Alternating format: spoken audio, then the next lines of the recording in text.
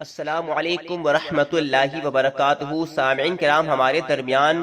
بہت ہی بابرکت مہینہ رمضان المبارک کا چل رہا ہے، اور اس مبارک مہینے کا آخری عشرہ بھی شروع ہو چکا ہے، اور اس آخری عشرے کی طاق راتوں میں شب قدر کی رات آتی ہے، جس میں ہم مسلمان عبادت کرتے ہیں۔ تو سامعین کرام، اس رات میں یعنی شب قدر کی رات میں ہمیں کون کون سی نفل نمازیں ادا کرنی چاہیے اور کون سے وظیفے پڑھنے چاہیے جس سے ہمیں بہت زیادہ ثواب ملے، تو سامعین کرام یہاں پہ آج اس ویڈیو میں یہی چیز بیان کی جائے گی، ان نفل نمازوں کا بیان کیا جائے گا جن کو پڑھنے میں بہت ہی آسانی ہے اور ثواب بہت زیادہ ہے۔ تو سامعین کرام، شب قدر کی رات میں سب سے پہلے نماز مغرب ادا کر لینے کے بعد، مغرب کی نماز پڑھ لینے کے بعد سب سے پہلے 6 رکعت نماز صلاۃ الاوابین کی پڑھیں، اور یہ نماز 2 رکعت کر کے پڑھی جائے گی۔ اس نماز کو پڑھنے کا طریقہ یہ ہے کہ نیت کریں گے، نیت کی میں نے 2 رکعت نماز صلاۃ الاوابین واسطے اللہ تعالیٰ کے رخ میرا کعبہ شریف طرف، اللہ اکبر۔ اس میں سورہ فاتحہ کے بعد 3 مرتبہ سورہ اخلاص پڑھیں گے اور 2 رکعت کر کے یہ نماز پڑھیں گے۔ اس کا فائدہ ہے کہ اللہ پاک اس نماز کو پڑھنے والے کے 50 سال کے گناہ معاف فرما دیتا ہے، اور اس کو جنت میں 2 محل دیے جاتے ہیں، اور یہ 6 رکعت نماز 12 سال کی عبادت کرنے کے برابر شمار کی جاتی ہے۔ سبحان اللہ۔ تو سامعین کرام، مغرب کے بعد یہ 6 رکعت نماز صلاۃ الاوابین کی نیت سے پڑھی جائے گی،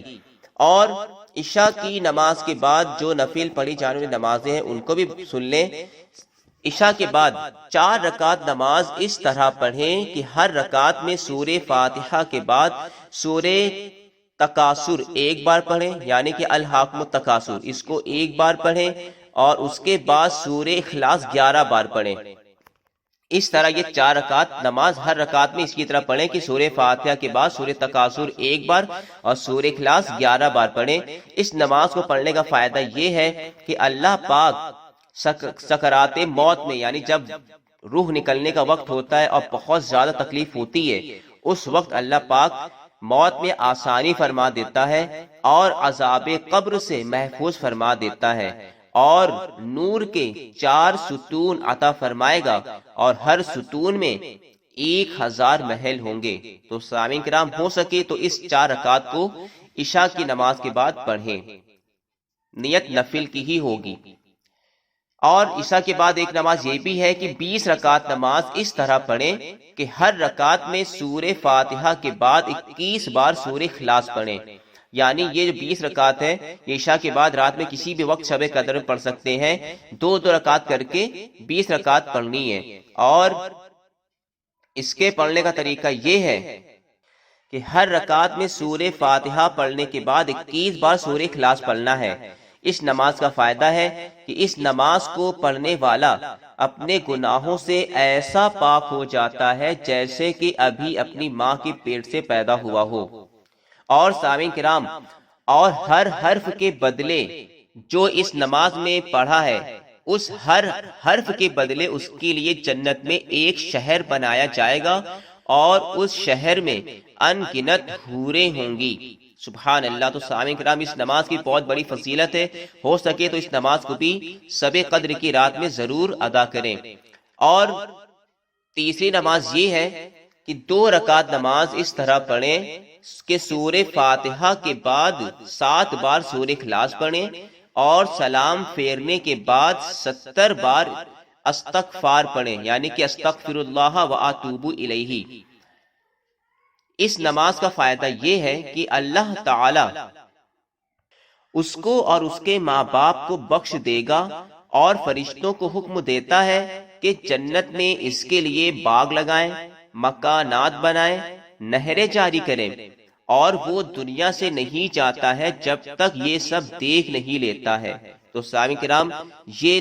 2 رکعت نماز پڑھی جائے گی جس میں سورہ فاتحہ پڑھنے کے بعد سورہ اخلاص 11 بار پڑھنی ہے، اور نماز پڑھنے کے بعد یعنی سلام پھیرنے کے بعد 70 مرتبہ استغفار پڑھنا ہے، استغفر اللہ و اتوب الیہ۔ تو اس کا یہ فائدہ ملے گا۔ کہ اللہ پاک اس کو اور اس کے ماں باپ کو بخش دیتا ہے اور فرشتوں کو حکم دیتا ہے کہ جنت میں اس کے لیے باغ لگائیں، اس کے لیے مکانات بنائیں اور اس کے لیے نہریں جاری کریں، اور وہ دنیا سے جب تک نہیں جائے گا تب تک یہ سب دیکھ نہ لے۔ تو ہو سکے سامعین کرام اس نماز کو بھی شب قدر کی رات میں ضرور ادا کریں۔ اور سامعین کرام شب قدر میں کون کون سے وظیفے پڑھے جاتے ہیں وہ بھی ملاحظہ فرما لیں۔ 3 مرتبہ کلمہ طیب یعنی کہ لا الہ الا اللہ محمد رسول اللہ، اس کو بھی ضرور پڑھیں، جو کہ بہت ہی چھوٹا بہت ہی آسان ہے، اور اس کا فائدہ یہ ہے کہ جب کوئی بندہ شب قدر کی رات میں 3 مرتبہ کلمہ طیبہ پڑھتا ہے تو پہلی مرتبہ پڑھنے سے اللہ پاک اس کے تمام گناہوں کو معاف فرما دیتا ہے، اور دوسری مرتبہ پڑھنے سے اللہ پاک اس کو جہنم سے آزاد فرما دیتا ہے، اور تیسری مرتبہ پڑھنے سے اللہ پاک اس کو جنت میں داخل فرما دیتا ہے۔ تو سامعین کرام جہاں تک ہو سکے شب قدر کی رات میں 3 مرتبہ کلمہ طیبہ بھی ضرور پڑھ لیں۔ اور دوسرا وظیفہ یہ ہے کہ حضرت علی مرتضی رضی اللہ تعالی عنہ فرماتے ہیں کہ جو شخص شب قدر میں سورۃ القدر یعنی کہ انا انزلناہ فی لیلۃ القدر 7 بار پڑھتا ہے تو اللہ تعالیٰ اسے ہر مصیبت سے نجات عطا فرما دیتا ہے، 70,000 فرشتے اس کے لیے جنت کی دعا مانگتے ہیں، اور جو جمعۃ المبارک کے دن نماز جمعہ سے قبل سورہ قدر کو 3 مرتبہ پڑھ لیتا ہے تو اللہ تعالیٰ اسے اس دن کے نمازیوں کی تعداد کے برابر نیکیاں عطا فرماتا ہے۔ اور سامعین کرام شب قدر کا تیسرا وظیفہ یہ ہے رزق میں خیر و برکت کے لیے کہ جو شخص سورہ